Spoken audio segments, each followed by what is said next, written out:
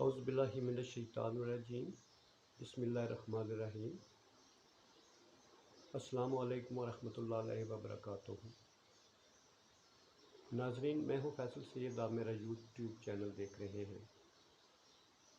ناظرین، کچھ کل گفتگو کی تھی اور اسی کو جاری رکھتے ہوئے ہم آج کے حوالے سے بات کریں گے۔ آج بڑا اہم دن ہے۔ عمران خان صاحب نے رحیم یار خان میں ایک جلسہ رکھا ہوا ہے۔ اس وقت تک ہزاروں کی تعداد میں دنیا وہاں پہنچ چکی ہے اور پہلوں کی طرح یہ جلسہ بھی شاید اپنا ریکارڈ توڑتا ہوا نظر آتا ہے۔ یہ جلسہ اس لیے اہمیت کا حامل ہے کہ اس میں عمران خان صاحب نے ایک بہت بڑا اعلان کرنا ہے۔ آئندہ کا لائحہ عمل یا کال کیا ہے، یہ آج عمران خان صاحب اپنی تحریک میں اپنے اعلان میں وہ بتا دیں گے۔ عمران خان صاحب کا یہ جدوجہد دیکھتے ہوئے مجھے کبھی کبھی نظر آتا ہے کہ جیسے جرمنی میں ایڈولف ہٹلر نے اپنی قوم کو جگایا تھا، جو ایک شکست خوردہ اور نشے کی عادت میں مبتلا ایک قوم بن چکی تھی۔ چونکہ جرمنی فرانس کے ہاتھوں شکست کھانے کے بعد اس کی قوم جو ہے اس کا مورال ڈاؤن تھا۔ ہٹلر نے اپنی قوم کو جگانے کے لیے ایک جدوجہد کرنے کی ٹھان لی۔ میں مختصر سے بتاؤں گا، اس نے جرمن نیشنلسٹ ورکرز پارٹی جو ہے اس کی بنیاد رکھی، جسے نازی بہت مشہور نازی کے نام سے ہوئی وہ پارٹی۔ اور ہٹلر نے جو ہے وہ اس میں دن رات کام کیا۔ ورکرز، ملک بھر کے ورکرز جو ہے ان کی حمایت لینے کے لیے اس نے اس اٹیکشن دی اپنے اس پارٹی کے نام میں، اور بہت دنیا اس میں شامل ہوئی، مگر ابتدا میں لوگ اتنے نہیں تھے۔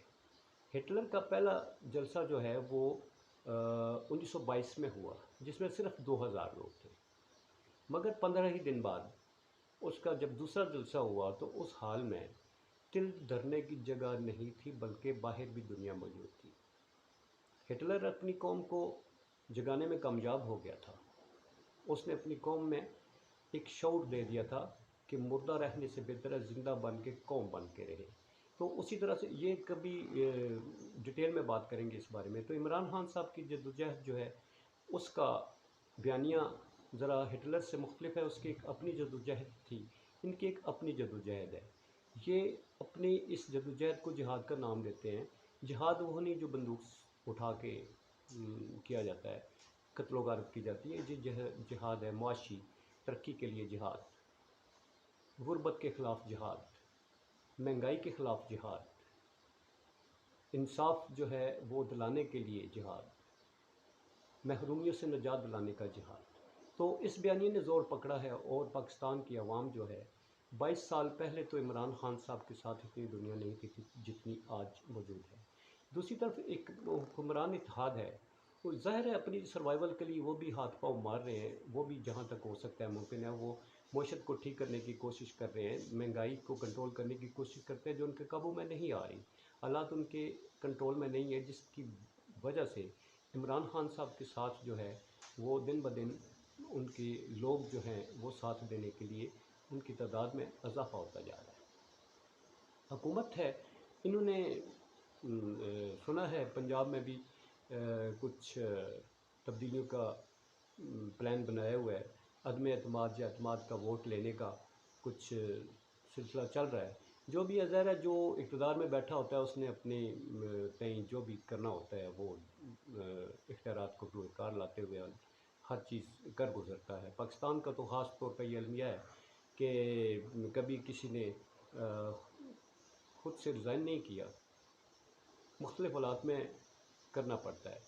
آپ پاکستان بننے سے اب تک کی تاریخ اٹھا کے دیکھیں کہ ہر حکومت جو ہے وہ کسی نہ کسی لیبل کے تحت چینج کی گئی ہے۔ خود نون لیگ کی حکومت، پچھلی حکومت جو تھی وہ بھی چینج کر دی گئی تھی، کوئی نہ کوئی عذر دے کر۔